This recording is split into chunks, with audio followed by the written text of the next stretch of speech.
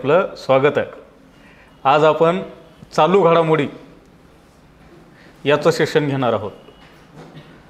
चालू घडामोडी हा जो विषय आहे हा तुम्हाला दररोज अपडेट करण्याचा विषय आहे।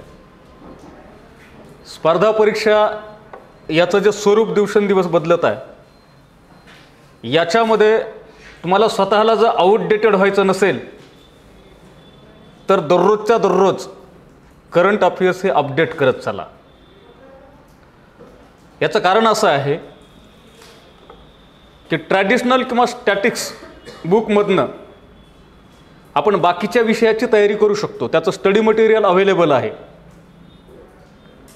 पण हा जो विषय आहे चालू घडामोडी करंट अफेअर्स हा विषय तुम्हाला दररोजच्या दररोज अपडेट करावा लागतो।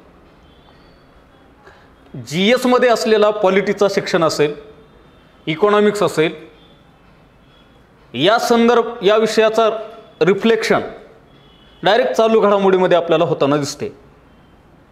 आयोगाच्या परीक्षांमध्ये आता जे काही क्वेश्चन पॅटर्न आहे, आयोगाचा पॅटर्न तुम्ही जर पाहिला असेल तर राज्यसेवा परीक्षेमध्ये आयोगाने जे चालू घडामोडीचे प्रश्न विचारलेले आहेत त्याच्यामध्ये छोट्या छोट्या फॅक्टवरती फसवलेला आहे।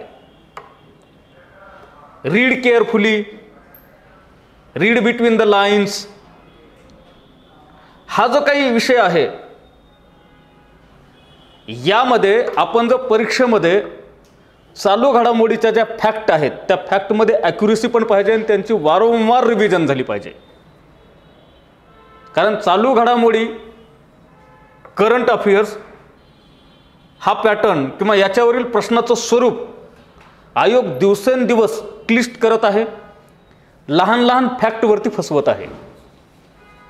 त्याच्यामुळे चालू घडामोडीमध्ये किंवा करंट अफेअर्समध्ये याचं प्रॉपर ॲनालिसिस करून आयोगाचा पॅटर्न काय आहे, आयोग कशा पद्धतीने चालू घडामोडींना हिट करत आहे ते लक्षात घेऊन आपल्याला या विषयाची काय करावी लागते, आपली स्वतःची अभ्यास पद्धती ठरवावी लागते।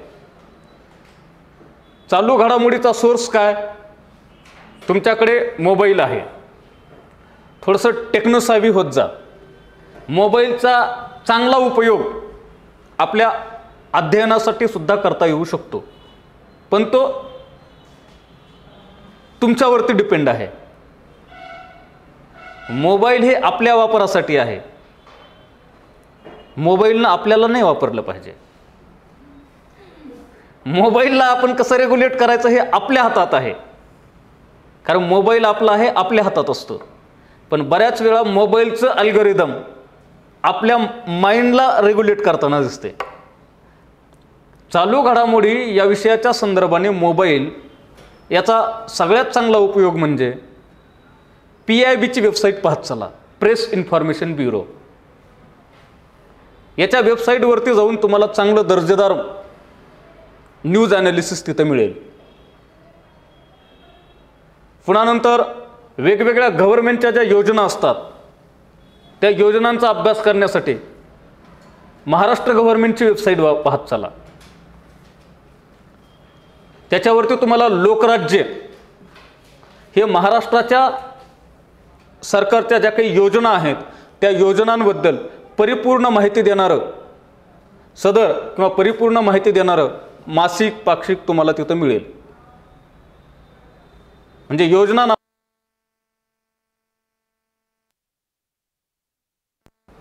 त्या पद्धतीनं योजना हे सुद्धा भारत सरकारच्या वेबसाईटवरती तुम्हाला मिळेल। त्या योजना वाचत चला। पुढे कुरुक्षेत्र हे अभ्यासत चला आणि दैनिक वर्तमानपत्र जी आहेत ज्याच्यामध्ये लोकसत्ता आहे त्याचं एडिटोरियल संपादकीय पेज हे अवश्य वाचत चला। द हिंदू समजायला त्याच्यामधली इंग्लिश थोडीशी कठीण असते, गुगल ट्रान्सलेट मारा। मोबाईलचा उपयोग वर्तमानपत्राच्या ज्या एडिशन्स असतात त्याच्यातल्या मुख्य बातम्या वाचत चला। वर्तमानपत्रामध्ये असलेलं संपादकीय वेळ काढून वाचत चला. याच्यामुळं काय होईल की तुमचं रायटिंग स्किल जे आहे त्या रायटिंग स्किलसाठी लागणारी जी सामग्री आहे ती तुम्हाला उपलब्ध होईल. संपादकीय पेज, त्याच्यावरती वेगवेगळी लिखाण करणाऱ्या लेखकांची वेगवेगळ्या विचारवंताची मतं असतात, ते वाचत चला. त्याच्यामधनं तुमचा एक अप्रोच डेव्हलप होत जाईल. बरोबर. Current affairs. पुन्हा नंतर समजा इस्रोनं कोणतं अभियान लॉन्च केलेलं असेल, कोणतं मिशन लॉन्च केलेलं असेल, इस्रोची वेबसाईट पाहत चला. युनोच्या काही कॉन्फरन्स असतात, त्याच्या वेबसाईट पाहत चला. इंटरनॅशनल ऑर्गनायझेशन ज्या आहेत त्यांच्या वेबसाईटला जाऊन सहज बसल्या बसल्या पाहत राहायचं. त्यातनं काय होतं तर त्यातनं आपला करंट अफेअर्सचा अभ्यास होत जातो. एखादा हॉट मुद्दा असतो, हॉट न्यूज असते जी चर्चेत असते, त्या न्यूज पाहत चला. त्या न्यूजवरचं डिस्कशन पाहत चला. संसदेमध्ये होणाऱ्या ज्या डिबेट्स असतात त्या डिबेट्सचं जे काही वार्तांकन न्यूजपेपरमध्ये होतं किंवा ऑनलाईन मीडियाच्या माध्यमातून होतं तर ते थोडंसं पाहत चला. याच्यातनं काय होईल, तुमचं करंट अफेअर्स जे आहे त्या करंट अफेअर्सचे सोर्सेस लक्षात येतील, करंट अफेअर्सचे प्रश्न लक्षात येतील. टुडेज करंट अफेअर्स काय आहे ते पाहत चालायचं. समजलं. आणि आयोगाच्या प्रश्नपत्रिकांचं ॲनालिसिस करा. व्यक्तिविशेष, त्या व्यक्तीबद्दलच्या कार्याची माहिती, त्या व्यक्तीनं कशा पद्धतीचे, त्याच्या कार्याची काय वैशिष्ट्ये आहेत. व्यक्ती निधन वार्ता आपण म्हणतो, व्यक्तिविशेष आहे, विशेष कामगिरी झालेली असेल तर त्या संदर्भानं सुद्धा थोडंसं आपल्याला स्वतःलाच अपडेट करत राहायचं. आता चालू घडामोडी याच्यामध्ये करंट अफेअर्स, आपण एका आठवड्याच्या करंट अफेअर्समधलं जे महत्त्वाचा क्रक्स आहे तो क्रक्स घेण्याचा या ठिकाणी प्रयत्न केलेला आहे. पुन्हा नंतर प्रत्येक महिन्याच्या शेवटी मी त्या महिन्यामध्ये एका महिन्यामध्ये घडलेल्या महत्त्वाच्या घडामोडी याच्याबद्दल लेक्चर केलं. पहा, आंतरराष्ट्रीय क्रिकेट परिषदेच्या ICC अध्यक्षपदी जय शहा यांची बिनविरोध निवड करण्यात आलेली आहे. इंटरनॅशनल क्रिकेट काउन्सिल, आंतरराष्ट्रीय क्रिकेट परिषद. ही बातमी चर्चेत का आहे? हे भारताचे 5वे व्यक्ती आहेत, हे 5वे भारतीय आहेत. आणि विशेष म्हणजे अतिशय कमी वयात आंतरराष्ट्रीय क्रिकेट परिषदेच्या अध्यक्षपदी नियुक्त होणारे जय शहा हे सर्वात तरुण अध्यक्ष ठरलेले आहेत. म्हणून हा मुद्दा महत्त्वाचा ठरतो.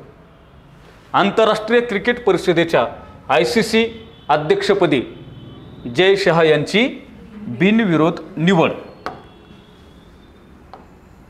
काय झालेली आहे? बिनविरोध निवड झालेली आहे. शहा 1 डिसेंबर 2024 रोजी ही डेट इम्पॉर्टंट आहे. व्यक्तिविशेष निवड या फॉर्मॅटमध्ये याच्यावरती प्रश्न येऊ शकतो. वन लायनर, ICCच्या अध्यक्षपदी नुकतीच कोणाची निवड झाली? जय शहा यांची निवड झाली 1 डिसेंबर 2024 रोजी. अधिकृतपणे जय शहा यांची काय झालेली आहे? निवड झालेली आहे. आणि याच दिवशी यांनी काय केलेलं आहे? याची सूत्र स्वीकारलेली आहेत.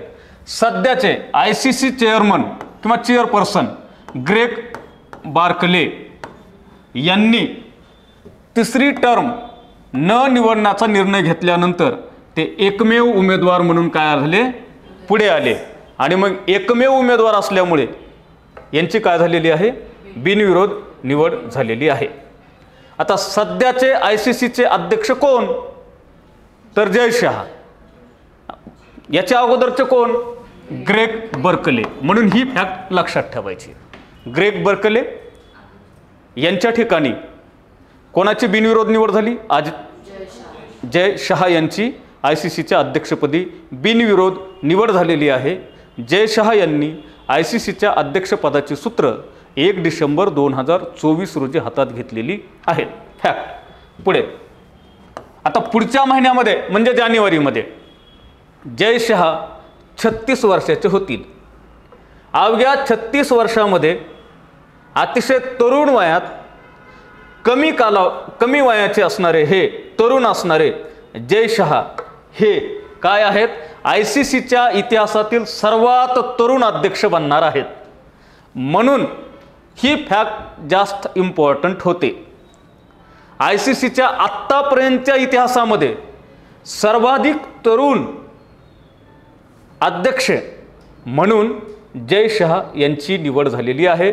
वय अवघं 36 वर्ष. किती वर्ष? 36 वर्षे. ICCच्या इतिहासातली ही काय आहे? महत्त्वपूर्ण घटना आहे. सर्वात तरुण अध्यक्ष ICCचे सर्वात तरुण अध्यक्ष जय शहा. याच्यापूर्वी 4 भारतीयांनी ICCच्या अध्यक्षपदी काम केलेलं आहे, भूमिका बजावलेली आहे.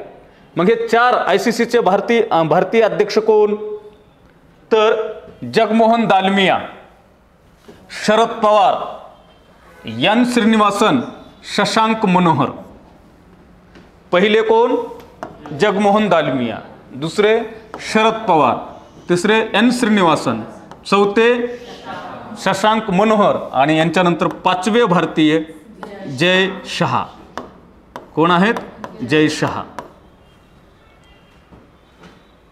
हे ICCचे सर्वात तरुण अध्यक्ष ठरलेले आहेत.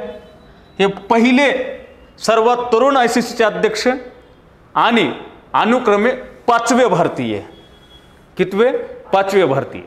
या सगळ्या इन्फॉर्मेशनमध्ये फॅक्ट कोणती महत्त्वाची? ICCच्या आजवरच्या इतिहासामध्ये सर्वात तरुण अध्यक्ष म्हणून जय शहा यांची निवड झाली. अशी निवड होणारे ते पहिले भारतीय ठरले किंवा अशी निवड होणारे पहिले जगातले व्यक्ती ठरले. जगातले पहिले ICCचे अध्यक्ष, तरुण अध्यक्ष. अशी निवड होणारे 5वे भारतीय आणि सर्वात तरुण. याच्यापूर्वी कोण कोण अध्यक्ष झालेला आहे? जगमोहन दालमिया, शरद पवार, एन श्रीनिवासन, शशांक मनोहर. यांच्यानंतर हे 5वे भारतीय.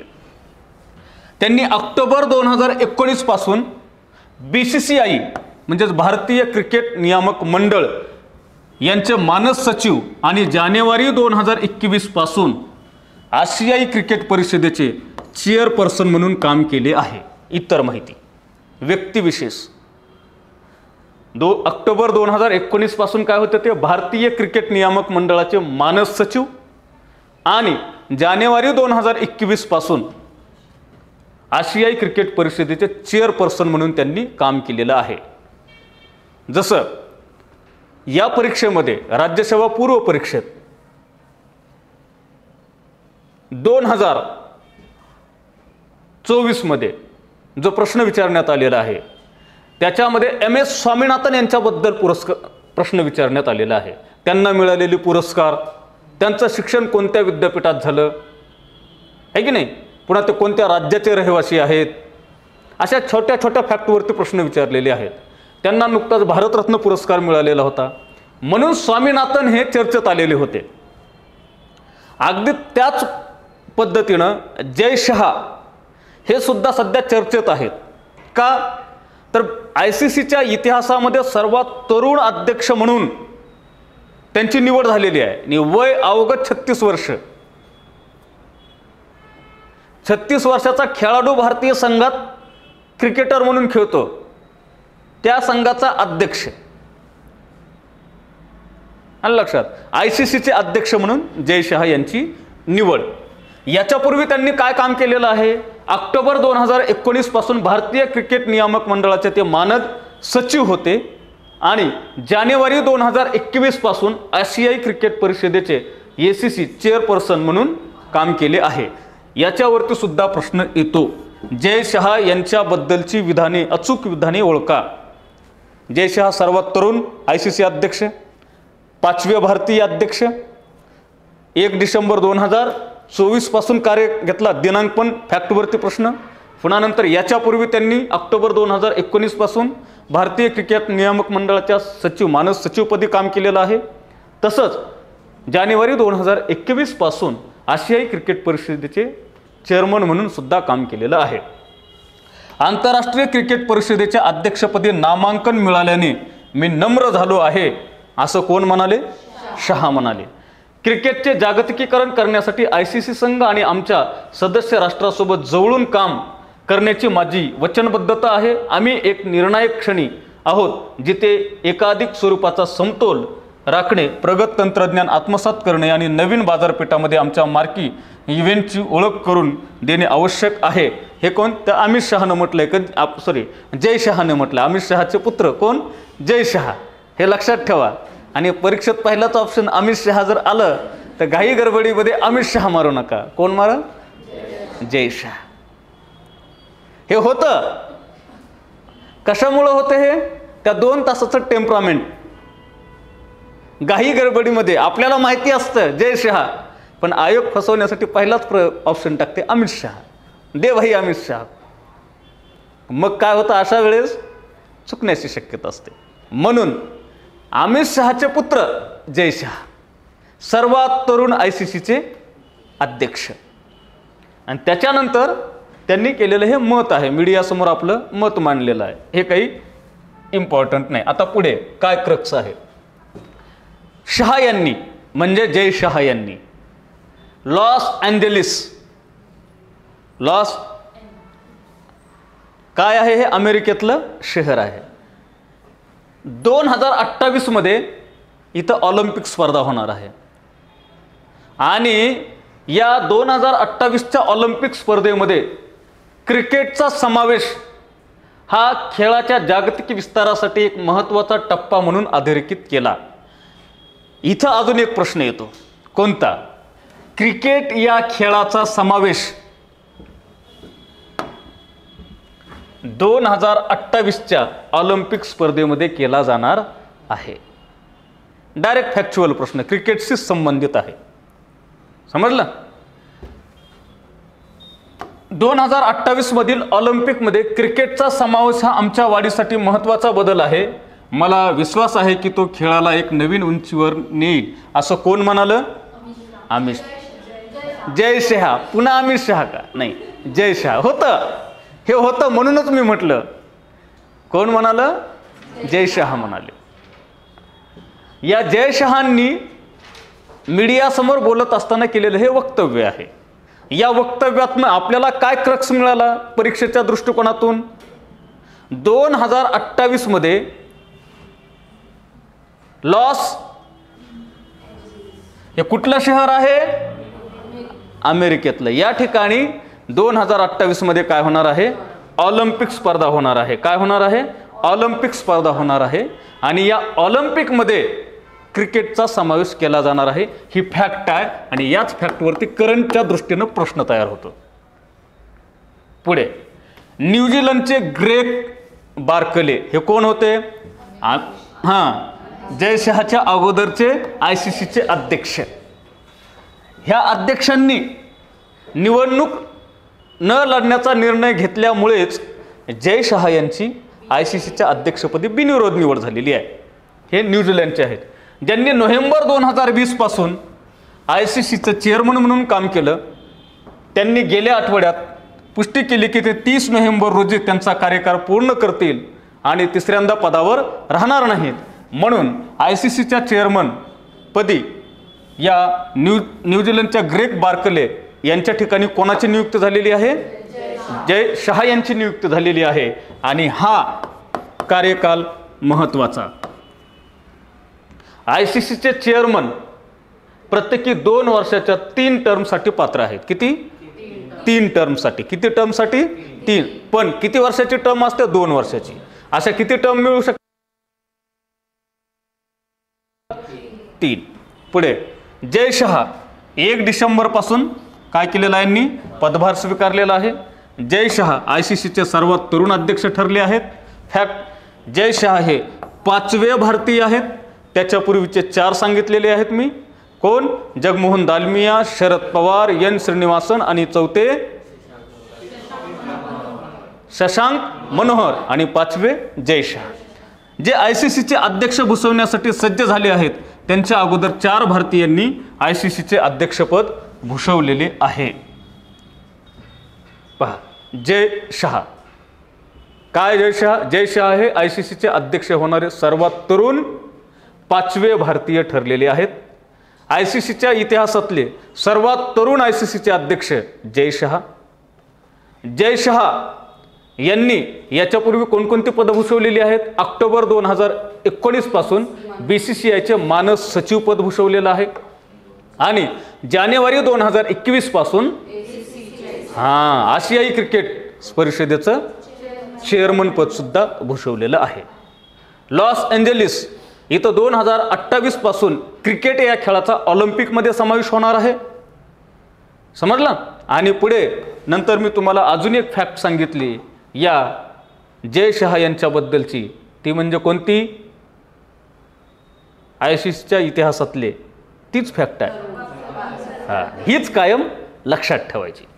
पुढे दुसरं व्यक्तिमत्व आहे विक्रांत मॅसी. पाहून घ्या. 12th फेल चित्रपट, या चित्रपटामध्ये प्रमुख भूमिका साकारणारा विक्रांत मॅसी. याला इफ्फी इंटरनॅशनल फिल्म फेस्टिवल कुठं होतो? गोवा. नोव्हेंबरमध्ये असतो इंटरनॅशनल फिल्म फेस्टिवल. भारतीय चित्रपट सृष्टीतील अतिशय महत्त्वाचा चित्रपट महोत्सव. या चित्रपट महोत्सवामध्ये पहा, आता हा जो चित्रपट महोत्सव आहे, या चित्रपट या कला क्षेत्रातील काही महत्त्वाचे पुरस्कार आहेत, ज्यामध्ये दादासाहेब फाळके पुरस्कार हा अतिशय महत्त्वाचा पुरस्कार आहे. इंटरनॅशनल फिल्म फेस्टिवल गोवा या ठिकाणी दिले जाणारे पुरस्कार. आयफा. आणि जसे ही भारतीय पुरस्कार महत्त्वाचे आहेत, त्याच पद्धतीने इंटरनॅशनल स्तरावरती, आंतरराष्ट्रीय पातळीवरती चित्रपट क्षेत्रातील उल्लेखनीय कामगिरी करणाऱ्या व्यक्तिमत्वांना, कलाकारांना काय केले जातात? आंतरराष्ट्रीय पातळीवरती सुद्धा पुरस्कार दिले जातात. समजलं? त्या पद्धतीनं हा विक्रांत मॅसीला काय झालेला आहे? 55व्या आंतरराष्ट्रीय चित्रपट महोत्सवात पर्सनॅलिटी ऑफ द इयर हा पुरस्कार दिलेला आहे. कोणता पुरस्कार? Personality of the year. म्हणून सरळ फॅक्च्युअल प्रश्न याच्यामध्ये येतो, कितवा चित्रपट महोत्सव आहे हा? 55वा. हा फॅक्ट.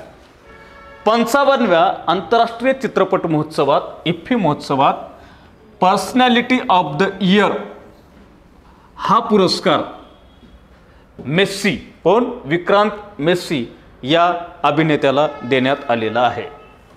विक्रांत मॅसी याची चित्रपट कारकीर्द अतिशय विलक्षण आहे. त्याच्या या वाटचालीत दिल धडकने दो 2015, a death in the Gunj 2016, lipstick under माय बुरखा, लिपस्टिक अंडर माय बुरखा 2016 मधला हा चित्रपट आहे.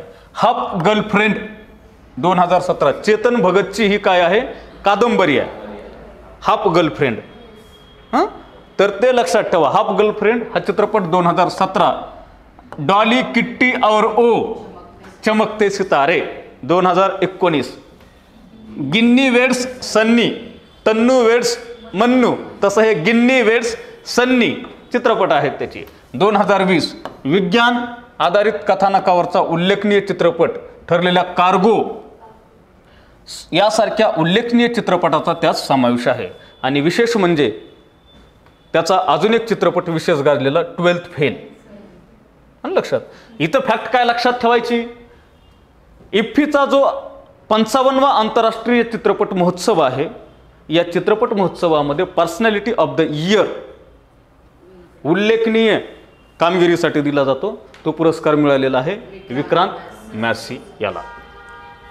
समजलं? पुढे फॅक्ट लक्षात ठेवा. याच्यात दोनच फॅक्ट तुम्हाला लक्षात ठेवायच्यात. कोणत्या?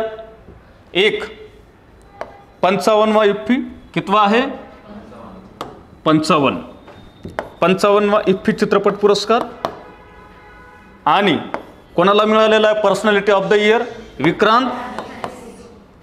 कोणाला? विक्रांत मेसी.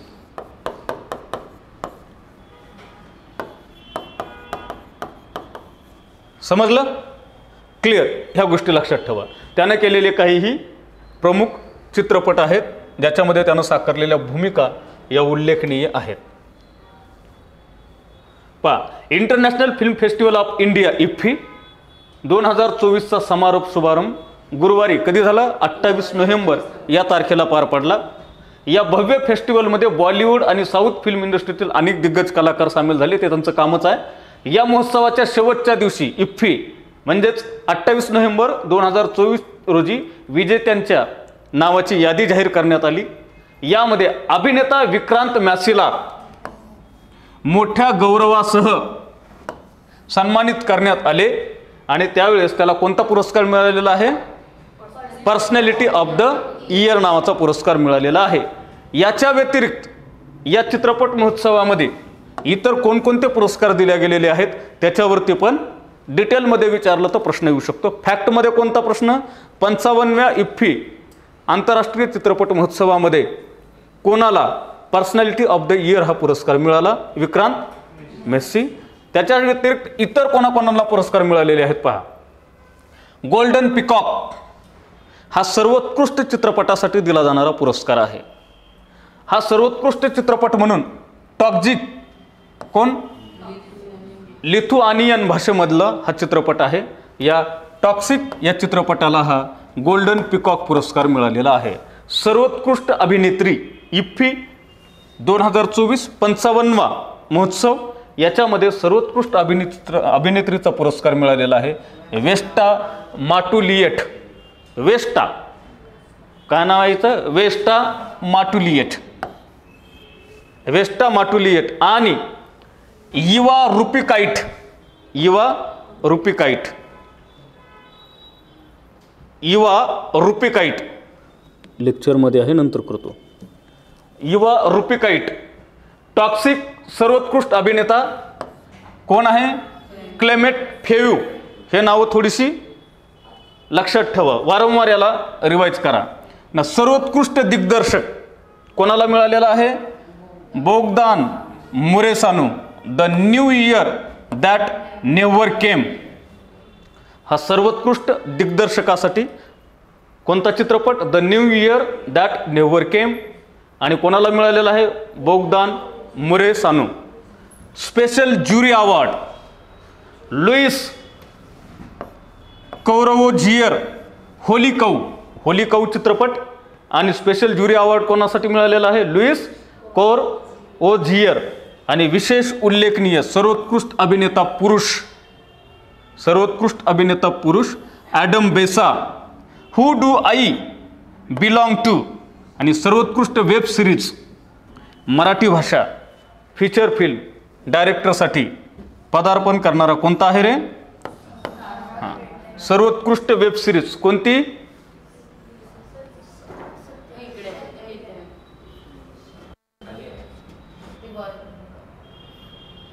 हां, सर्वोत्कृष्ट वेब सिरीज लंपन. हे पण लंपास झालं होतं, गायब झालं होतं. लंपन सर्वोत्कृष्ट वेब सिरीज कोणती? तर लंपन. हे लक्षात ठेवा. इफ्फी 55वा चित्रपट महोत्सव याच्यामध्ये सर्वोत्कृष्ट मराठी वेब सिरीज म्हणून कोणत्या वेब सिरीजला पुरस्कार मिळाला किंवा गौरवान्वित करण्यात आलं असा प्रश्न येतो. ते आहे लंपन. काय? लंपन. आणि मराठी भाषेतला फीचर फिल्म डायरेक्टरसाठी सर्वोत्कृष्ट पदार्पण एंट्री साठी कोणत्या चित्रपटाला मिळालेला आहे किंवा कोणाला? फॅमिलियर टच आणि सारा फ्रेंडलँड. कोण आहे? सारा फ्रेंडलँड. याच्यामध्ये आपल्या दृष्टिकोनातून महत्त्वाचं काय? तर पहा, हा गोल्डन पिकॉक लक्षात ठेवा आणि सर्वोत्कृष्ट अभिनेत्री आणि अभिनेता हे दोन नावं लक्षात ठेवा. जिथं प्रश्न हिट होतात आणि अतिशय महत्त्वाचं म्हणजे काय, इफ्फी या 55व्या आंतरराष्ट्रीय चित्रपट महोत्सवामध्ये, भारतीय चित्रपट महोत्सव आहे हा, गोव्याला होतो. 28 नोव्हेंबर 2024ला याचा समारोप झाला. आणि या समारोपीय कार्यक्रमामध्ये विक्रांत मेस्सीला काय म्हणून पुरस्कार गौरवण्यात आलेला आहे, पर्सनॅलिटी ऑफ द इयर. समजलं. आणि मराठीमधलं उत्कृष्ट वेबसिरीज, मराठीतील उत्कृष्ट वेबसिरीज म्हणून लंपन, काय लंपन हे नाव लक्षात ठेवा, फॅक्ट आहे त्या. पुढे प्रसिद्ध चित्रपट निर्माते फिलिप नॉयस यांना भारताच्या 55व्या आंतरराष्ट्रीय चित्रपट महोत्सव 2024 प्रतिष्ठित इफ्फी सत्यजित रे जीवन गौरव पुरस्काराने सन्मानित करण्यात आलं.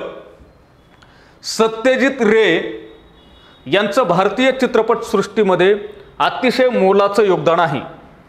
सत्यजित रे यांच्या स्मृतिप्रित्यर्थ इफ्फी चित्रपट महोत्सवामध्ये प्रत्येक वर्षी एक पुरस्कार दिला जातो. आणि या सत्यजित रे स्मृतिप्रित्यर्थ दिल्या जाणाऱ्या पुरस्काराचे 55वे आंतरराष्ट्रीय चित्रपट महोत्सवातील विजेते आहेत फिलिप नॉयस. काय नाव आहे त्यांचं, फिलिप नॉयस. हे इथं दिसत आहेत, फिलिप नॉयस. पहा, हे आहेत फिलिप नॉयस. या फिलिप नॉयस यांना 55व्या international film festival, IFFI film फेस्टिवलमध्ये कोणता पुरस्कार मिळालेला आहे, सत्यजित रे जीवन गौरव पुरस्कार. Satyajit Ray lifetime achievement award for excellence in cinema.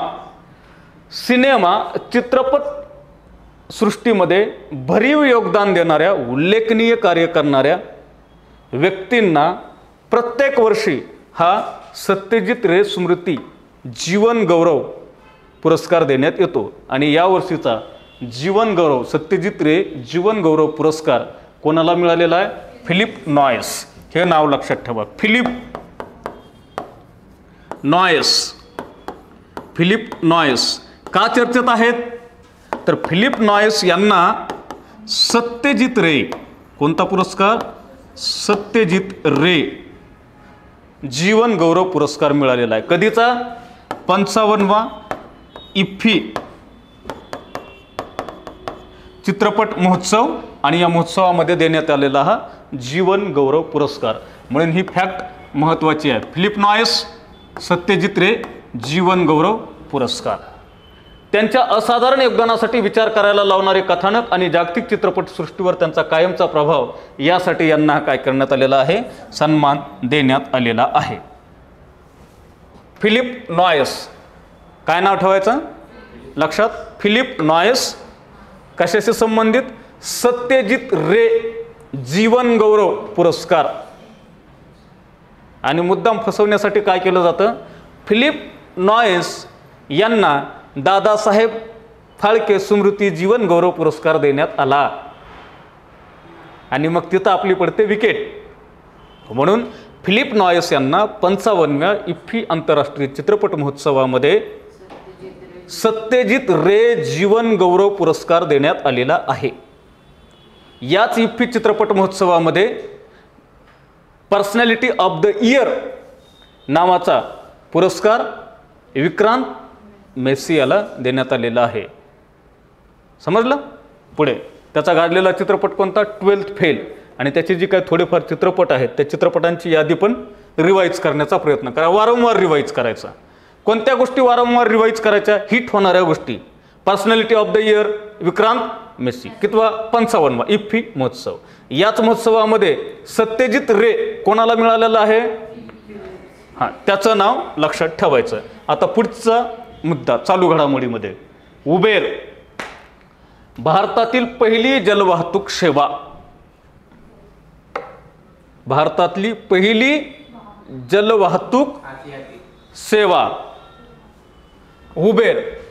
उबेरने भारतातील पहिली जलवाहतूक सेवा उबेर शिकारा जम्मू काश्मीर राज्यातील दल सरोवर आहे. कोणतं सरोवर, दल किंवा दाल सरोवर. त्याला दल पण म्हटलं तरी चालेल, दाल पण म्हटलं तरी चालेल. दल असो की दाल, हां आपल्याला फक्त लक्षात आलं पाहिजे. दल सरोवरामध्ये उबेरने काय केलेली आहे, पहिली जलवाहतूक सेवा सुरू केलेली आहे. आणि ही फक्त भारतातलीच नाही तर आशियातली सुद्धा काय आहे, पहिली जलवाहतूक सेवा आहे.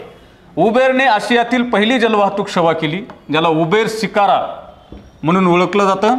आणि जम्मू आणि काश्मीरमधील दाल लेकमध्ये, दाल सरोवरामध्ये सुरू करण्यात आलेली आहे. उबेर नाव लक्षात ठेवायचं. उबेर कहाँ है भाई तू, जम्मू काश्मीर में. कुठं आहे, जम्मू काश्मीरमध्ये. जम्मू काश्मीरमध्ये काय, दाल सरोवर. कोणतं सरोवर, दाल सरोवर. या दाल सरोवरामध्ये जलवाहतूक सुरू केलेली आहे. सरोवरात जलवाहतूक, सरोवरात जलवाहतूक, सरोवरामध्ये जर जलवाहतूक केली जात असेल तर निश्चितच आहे की ते पर्यटनाच्या दृष्टीने असणार, टुरिझमच्या दृष्टिकोनात नसणार. काश्मीरला लोक कशासाठी जातात, टुरिझमसाठी, पर्यटनासाठी. काश्मीरमध्ये असलेलं दल सरोवर, या दल सरोवरमध्ये उबेरने जलवाहतूक सेवा सुरू केलेली आहे पर्यटकांसाठी. आणि हे वैशिष्ट्यपूर्ण आहे. चर्चेत का, तर ही आशियातली पहिली आहे, सोबतच भारतातली सुद्धा पहिली जलवाहतूक आहे जी सरोवरामध्ये सुरू केलेली आहे. नदीमध्ये जलवाहतूक सुरू झालेली आहे पर्यटनासाठी, गंगा, पण सरोवरामध्ये जलवाहतूक, आणि तीही पर्यटन वाढीच्या दृष्टिकोनातून, पर्यटन धोरणाला प्रोत्साहन देण्यासाठी कोणी सुरू केली, उबेरनं. म्हणून उबेर हे नाव लक्षात ठेवा. उबेर कुठे, जम्मू काश्मीरमध्ये दाल सरोवरात काय, पहिली जलवाहतूक उबेर शिकारा. उबेर शिकारा तंत्रज्ञान आणि परंपरेचे मिश्रण आहे, ज्यामुळे काश्मीरच्या पर्यटनाला चालना मिळेल. उबेरने सुरू केलेल्या दाल सरोवरातील जलवाहतुकीचा प्रमुख उद्देश काय, पर्यटन प्रोत्साहन. जम्मू काश्मीरमध्ये असलेल्या पर्यटनाला प्रोत्साहन देणे हा याचा उद्देश आहे. या जलवाहतूक सुरू करण्याच्या पाठीमागचा मुख्य उद्देश कोण, पर्यटन धोरणाला प्रोत्साहन देणे. कारण जम्मू काश्मीर या राज्याच्या अर्थव्यवस्थेमध्ये पर्यटनातून मिळणारा रोजगार, पर्यटनामधनं मिळणारा आर्थिक लाभ ह्या महत्त्वाची भूमिका बजावतो. म्हणून जम्मू काश्मीर राज्याचा अर्थव्यवस्था कशावर अवलंबून आहे, प्रामुख्यानं पर्यटनावरती अवलंबून आहे. मग त्या पर्यटनातनं जो काही पैसा उपलब्ध होतो, जो काही आर्थिक लाभ होतो, तो आर्थिक लाभ पर्यटनाला उद्योगाचं, सेवेचं रूप देऊन त्यातनं राज्याला आर्थिक किंवा चलन प्राप्त करणे हा त्याच्या पाठीमागचा उद्देश आहे. म्हणून उबेरनं काय केलेलं आहे, भारतातील पहिली सरोवरातली, कुठे, सरोवर हा शब्द लक्षात ठेवा. ते सरोवर कोणतं, दाल सरोवर. या दाल सरोवरामध्ये जी जलवाहतूक सुरू केलेली आहे, त्या जलवाहतूक सुरू करण्याच्या पाठीमागचा उद्देश काय, तर जम्मू काश्मीरच्या पर्यटन धोरणाला प्रोत्साहन देणं. 3 फॅक्ट इथं महत्त्वाच्या. एक उबेर, दुसरं दाल सरोवर, जम्मू काश्मीर. काय केलं तर जलवाहतूक सुरू केलेली आहे. पुढे ही सेवा 7 स्थानिक शिकारा ऑपरेटर्सची भागीदारी करते आणि या मागणीच्या आधारे विस्तार करण्याची योजना आहे.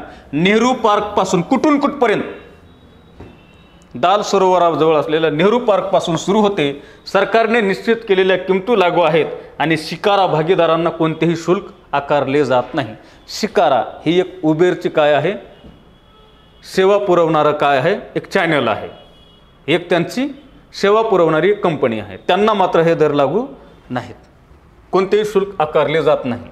जसं वेगवेगळ्या कंपन्या असतात, टुरिस्ट कंपन्या, केसरी टुरिस्ट कंपनी, तशी शिकारा नावाची काय आहे, टुरिस्ट कंपनी आहे. हां, हे जास्त महत्त्वाचं आहे. पहा,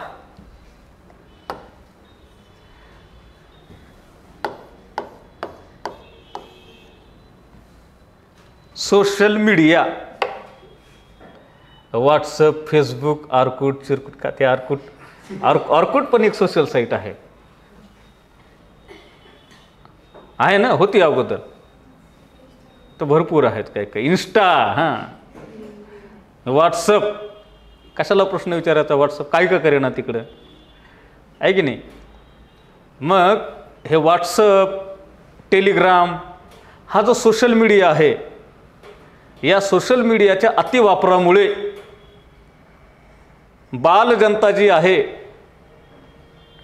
बाल गोपाळ जे आहेत, यांच्या आरोग्यावरती परिणाम होत होते, गंभीर परिणाम. सोशल मीडियाच्या जाळ्यात अडकलेली तरुणाई फेसबुकवरती ऑनलाईन असते आणि बुक वाचणारी तरुणाई मात्र लायब्ररीतून गायब असते. मग फेसबुकवरती कुणाचा तरी फेस पाहून आनंदित होणारी तरुणाई बुकपासून मात्र कोसो दूर जात आहे. बुकपासून जाणाऱ्या तरुणाईला काय करायला पाहिजे? बुकपासून दूर जाणाऱ्या तरुणाईची पावलं आता वाचनालयाकडे गेली पाहिजेत. त्या तरुणाईचे पावलं मदिरालयाकडे जातात. म्हणून फेसबुकवरती कोणाचा तरी फेस पाहून वेळ वाया घालवण्यापेक्षा आपला वेळ बुकमध्ये डोकं लावण्यात घाला, भविष्य बदलेल. अशा या फेसबुकचं वेळ, व्हॉट्सअपचं वेळ, इन्स्टाचं वेळ तरुणाईसोबत लहान मुलांना पण लागलेलं आहे आणि यातनं गुन्हेगारी प्रवृत्ती वाढत आहे. ऑनलाईन गेमिंग, सोशल साईट्सचा नको तेवढा वापर, यातनं मुलांच्या सामाजिक आरोग्याचे प्रश्न तयार झालेले आहेत. सोशल साईटच्या अतिवापरामुळे माणसाच्या किंवा लहान मुलांच्या भावनिक विकासामध्ये अडथळे येत आहेत. बौद्धिक विकास, चाइल्ड डेव्हलपमेंटच्या ज्या प्रोसेस आहेत, बालविकासाच्या ज्या काही अवस्था आहेत, या बालविकासाच्या काही स्टेजेस असतात, प्रक्रिया असतात. बालवयामध्ये होणारा मुलाचा जो शारीरिक, भावनिक, मानसिक, बौद्धिक विकास, या ज्या काही डेव्हलपमेंटच्या, व्यक्ती विकासाच्या ज्या काही स्टेजेस आहेत, अवस्था आहेत, याच्यावरती गंभीर परिणाम होत आहेत. आणि म्हणून सोशल मीडियाच्या जाळ्यात अडकल्यानं तरुणाईचं भविष्य उद्ध्वस्त होत आहे. म्हणून सोशल मीडियामध्ये अडकलेली ही लहान बालकं, यांना या सोशल मीडियाच्या मायाजाळातून बाहेर काढण्यासाठी ऑस्ट्रेलिया या देशाच्या सरकारने तिथं एक कायदा लागू केलेला आहे. 16 वर्षाखालील मुलांना सोशल मीडिया वापरावरती बंदी घालणे. 16 वर्षाखालील मुलांना सोशल मीडियावरती किंवा सोशल मीडियाच्या वापरावरती बंदी घालणारा ऑस्ट्रेलिया हा जगातला पहिला देश आहे आणि त्याच्याकरता तिथं कायदा करण्यात आलेला आहे. कायदेशीर बंदी, सोशल मीडियाच्या वापरावरती कायदेशीर बंदी आणणारा जगातला पहिला देश ऑस्ट्रेलिया म्हणून हा चर्चेत येतो. फॅक्ट काय? ऑस्ट्रेलियात मुलांना समाज माध्यमावरती बंदी, ऑस्ट्रेलियातील मुलांना समाज माध्यम बंदी. का चर्चेत आला हा मुद्दा? काहीतरी पार्श्वभूमी असेल. कारण समाज माध्यमातून काय होत आहे? गुन्हेगारी वाढत आहे. समाज माध्यमाचा नको तेवढा वापर होत आहे. हातात मोबाईल आला आणि त्यातनं त्या मोबाईलमध्ये मुलं ऑनलाईन आहेत. शाळेतल्या मुलं ऑनलाईन असतानाही पुस्तक त्यांच्या हातात दिसत नाही. हे काही ड्रॉबॅक्स याच्यामधनं पुढे येत आहेत.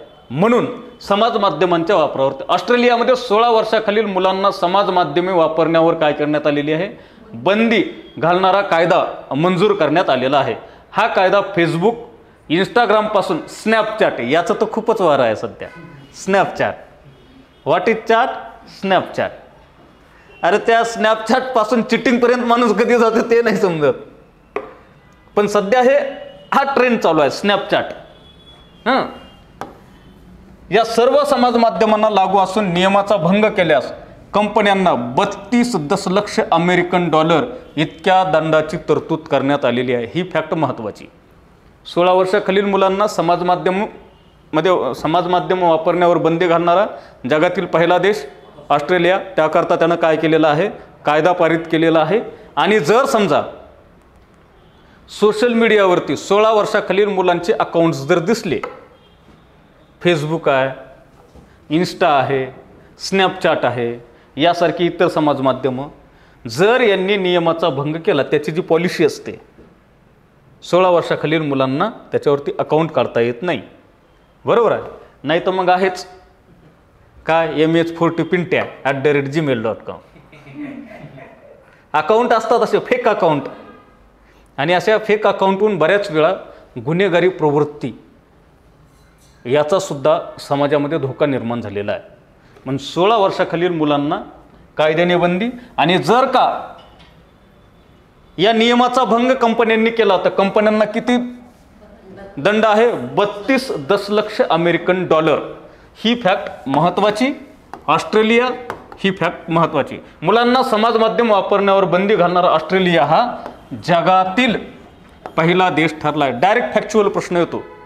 समाज माध्यम किंवा सोशल मीडियावर 16 वर्षाखालील मुलांना बंदी घालणारा किंवा सोशल मीडिया वापराची बंदी घालणारा, किती? 16 वर्षाखालील मुलांवर बंदी घालणारा जगातील पहिला देश कोणता? ऑस्ट्रेलिया. आणि जर सोशल मीडिया कंपनीनं या कायद्याचं उल्लंघन केलं तर मग त्याला किती दंड असेल? 32 दशलक्ष अमेरिकन डॉलर. म्हणून हा चर्चेत आहे. जगातील पहिला देश. हां, समाज माध्यम किमान वयोमर्यादा विधेयक ऑस्ट्रेलियाच्या सिनेटमध्ये 34 विरुद्ध 19, किती? 34 विरुद्ध 19 मतांनी मंजूर करण्यात आले. कनिष्ठ सभागृहात हाऊस ऑफ रिप्रेझेंटेटिव्ह 120 विरुद्ध 13. हे बुधवार द्या सोडून, वार पण लक्षात नसते ठेवायचा. ही पेपरमधली बातमी आहे. विरुद्ध 13 अशा घवघवीत मताधिक्याने या विधेयकावर मान्यतेची मोहर उठवली. म्हणजे सोशल माध्यमाच्या वापरावरती 16 वर्षाखालील मुलांना बंदी घालणारं जे विधेयक आहे ऑस्ट्रेलियाच्या कनिष्ठ सभागृहामध्ये, ज्या सभागृहाला हाऊस ऑफ रिप्रेझेंटेटिव्ह असं म्हटलं जातं, किती मतानं हे झालं हे पारित? हां, 102 विरुद्ध 13 अशा घवघवीत मताधिक्याने विधेयकावर काय करण्यात आलेली आहे? मोहर. आणि सिनेटमध्ये किती? 34 विरुद्ध 19. 9 नाही, ते 19 आहे. 19 मतांनी गुरुवारी मंजूर करण्यात आलं. आता नव्या कायद्यानुसार 16 वर्षाखालील, हा मुद्दा महत्त्वाचा, नव्या कायद्यानुसार 16 वर्षाखालील मुलांना टिकटॉक, हां कोणतं टॉक? टिकटॉक. पुन्हा कोणतं बुक? फेसबुक. कोणता चॅट? स्नॅपचॅट. रेडिट, हे तर मलाही माहीत नाही. हां, एक्स, ट्विटर. बरं. आणि कोणता ग्राम? सेवाग्राम नाही, इंस्टाग्राम. याच्यावरती काय करण्यात आलेली आहे? खाती उघडण्यावरती बंदी. 16 वर्षाचे जे मुलं आहेत, या 16 वर्षाखालील मुलांना या सोशल माध्यमावरती, या सोशल मीडियावरती TikTok, Facebook, Snapchat, Reddit, x, Twitter आणि इंस्टाग्राम या सोशल माध्यमावरती खातं उघडता येणार नाही, अशी बंदी ऑस्ट्रेलिया या देशानं घातलेली आहे.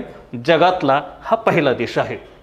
आणि याची अंमलबजावणी करण्यासाठी कंपन्यांना किती?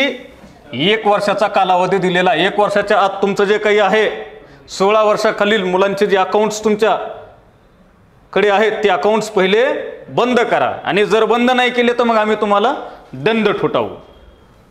त्यानंतर मात्र मोठ्या रकमेचा, म्हणजे किती रक्कम सांगितली? 32 दशलक्ष अमेरिकन डॉलर. बाल हक्क संघटनांनी या कायद्याला बाल हक्क संघटनांनी या कायद्याला काय केलेला आहे? विरोध केला असला तरी पालकाकडून मात्र या नवीन कठोर नियमांचे स्वागत होत आहे. कारण पालक याच्यामुळे खूप परेशान आहेत, तर त्याच्यामुळे पालक या बाजूने आहेत. ऑस्ट्रेलियामध्ये पुढील वर्षी निवडणुका होणार असून पंतप्रधान अँथनी अल्बानीज, कोण आहे? अँथनी अल्बानीज यांच्या घटलेल्या लोकप्रियतेला या कायद्यामुळे बळकटी मिळू शकते असे मानले जात आहे. मात्र त्याच वेळी कारण प्रामुख्याने या सोशल साईट्स किंवा सोशल मीडियावरती प्रभुत्व कोणाचं आहे? अमेरिकन कंपन्यांचं आहे. याचा फटका कोणाला बसणार आहे? अमेरिकन कंपन्यांना बसणार आहे. त्यामुळे ऑस्ट्रेलिया आणि अमेरिका यांच्या संबंधामध्ये काय होऊ शकते? तणाव निर्माण होऊ शकतो. दुसरा मुद्दा काय काय पाहिला आपण? जय शहा सर्वात तरुण ICCचे अध्यक्षपदी. दुसरा मुद्दा दल सरोवर कुबेरने जलवाहतूक सेवा सुरू केली. अजून दुसरा, विक्रांत मेसीला काय केलेला, मेसीला पर्सनॅलिटी ऑफ द इयर पुरस्कार मिळालेला आहे. त्याच्यानंतर आता आपण पाहिलं, ऑस्ट्रेलिया हा जगातला पहिला देश जो समाज माध्यमावरती 16 वर्षाखालील मुलांना वापर करण्यावरती बंदी घालणारा देश. क्लिअर. पुन्हा नंतर दंड किती, 32 दशलक्ष अमेरिकन डॉलर. पुढची हॉट न्यूज, अरुणाचल प्रदेश सरकारने मिशन अरुण हिमवीर सुरू केले आहे. आता हे मिशन चर्चेत आहे. का चर्चेत आहे? मिशन अरुण हिमवीर. हिमवीर, हिम म्हणजे हिमालय, हिमालयातले वीर, याच्यावरून एक लॉजिक लागते. मिशन अरुण हिमवीर काय? अरुण अरुणाचल प्रदेश, अरुणाचल प्रदेश हिमालयाच्या पर्वतरांगा आहेत. अरुणाचल प्रदेशामध्ये असलेले हिमवीर, हिमालयाच्या पायथ्याशी असणारे. अरुणाचल, अरुणाचल, आचल म्हणजे काय रे बाबांनो, प्रदेश, आणि अरुण म्हणजे सूर्य. सूर्याचा सूर्यकिरण ज्या प्रदेशात पडतो, पहिला सूर्यकिरण भारतात ज्या ठिकाणी पोहोचतो तो प्रदेश म्हणजे अरुणाचल प्रदेश. काय आहे? अरुणाचल प्रदेश. म्हणून याला अरुणाचल असं सुद्धा म्हटलं जातं. आचल, आचल म्हणजे पर्वत, गिरी, डोंगर. आणि मग अरुणाचल प्रदेशामध्ये कोणता पर्वत आहे? हिमालय पर्वत आहे. अरुणाचल प्रदेशामध्ये लागू केलेली योजना अरुण हिमवीर. लॉजिक, परीक्षेत जो प्रश्न आला, अरुण हिमवीर योजना कोणत्या राज्यात लागू केली? पहिलंच ऑप्शन असते हिमाचल प्रदेश. आणि जर वाचनात नसेल तर मग हे लावते, अरे हिमाचल लाव दे, येतच हिमाचल प्रदेश. जम्मू काश्मीर, अरुण या नावातच हिंट आहे. अरुण, अरुणाचल प्रदेश, हिमवीर. म्हणून अरुणाचल प्रदेश सरकारने मिशन अरुण हिमवीर सुरू केले आहे. काय उद्देश आहे याचा पहा. कृषी बागायती उत्पादनासाठी बाजारपेठेतील प्रवेश सुधारणे. म्हणजे कृषी आणि बागायती उत्पादन जे काही आहे, शेती आणि बागायतीमधून जे काही उत्पादन निघते त्याच्या बाजारपेठेतील प्रवेश काय करणे? सुधारणे. म्हणजे ते बाजारपेठेपर्यंत तो माल पोहोचण्यासाठी मुख्य बदल घडवून आणणे. अरुणाचल प्रदेश कृषी विपणन मंडळ आणि इंडो तिबेट बॉर्डर हे इम्पॉर्टंट आहे. पोलीस ITBP यांच्यातील करारावर काय केलेली आहे? स्वाक्षरी केलेली आहे. इटानगरमध्ये याची घोषणा करण्यात आलेली आहे.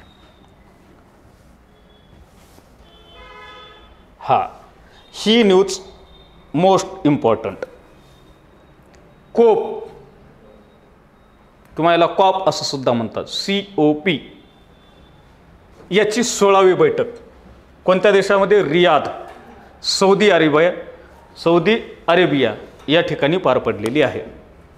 पहा, 2 ते 13 डिसेंबर रियाद, सौदी अरेबिया या ठिकाणी COP16, कोप 16 किंवा COP 16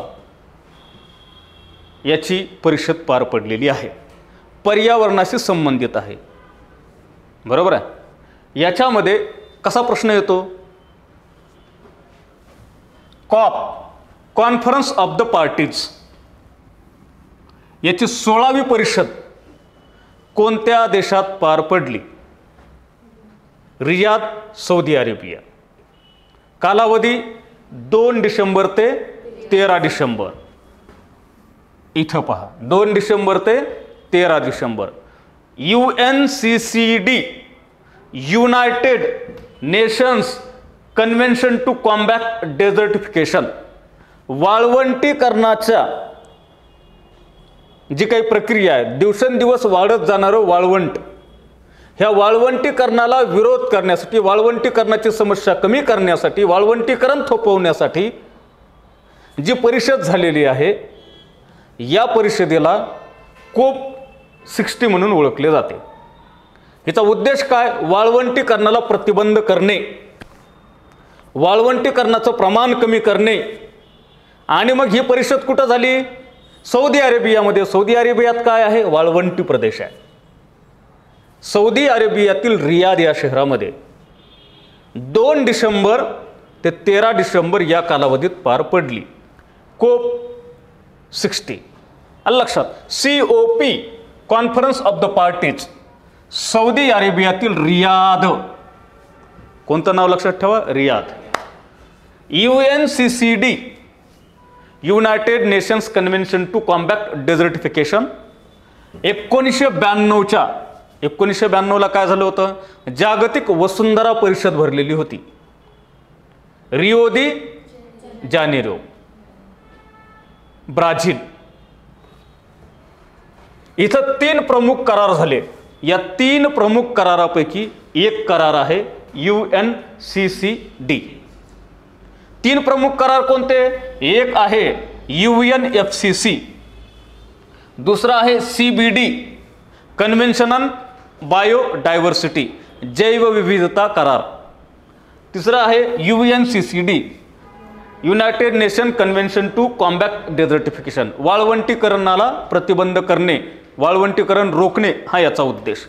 CBD, convention on biodiversity, जैवविविधता, जैवसंपदा याचं संरक्षण करणे. लक्षात. अशा पुन्हा नंतर हे कन्झर्वेशन,